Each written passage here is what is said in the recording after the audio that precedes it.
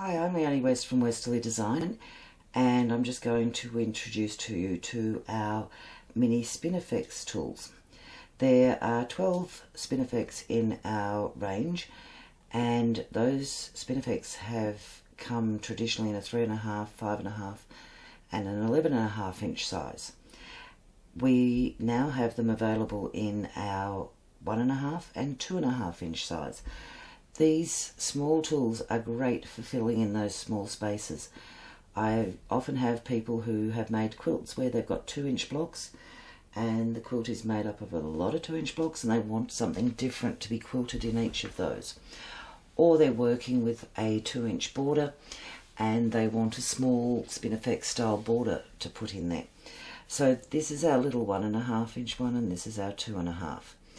And when they sew out, it measures 2.5 inches when we've sewn the completed 8 rotation pattern. So it's 2.5 inches from top to bottom and side to side. And this piece measures smaller than that because we're using 2 to make that completed size. So to start with, I'm going to use our Crosshair ruler to mark my Spin-e-Fex in.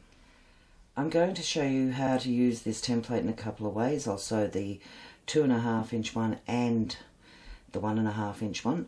I've just marked and sewn a 3-inch square grid pattern. I'm going to use our mini Crosshair ruler to mark in my reference lines.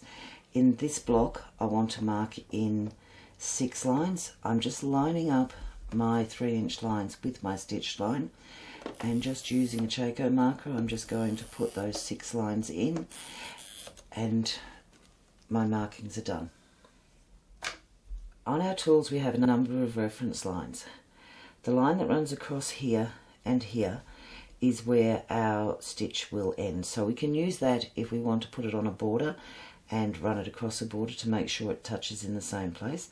We also have 1/2 inch lines marked across the base, and that way we can use this template to sew one, stop, stitch across 1/2 inch, and we can use that to locate the point of where we sewed the first one.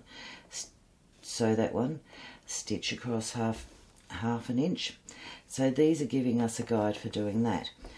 This template is the same from top to bottom, but if we were using our Spin-e-Fex number 5, which we'll talk about later, this is a different shape from one end to the other.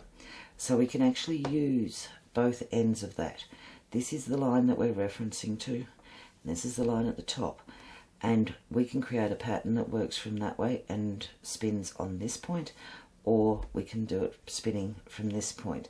So this template actually gives us 4 different base designs.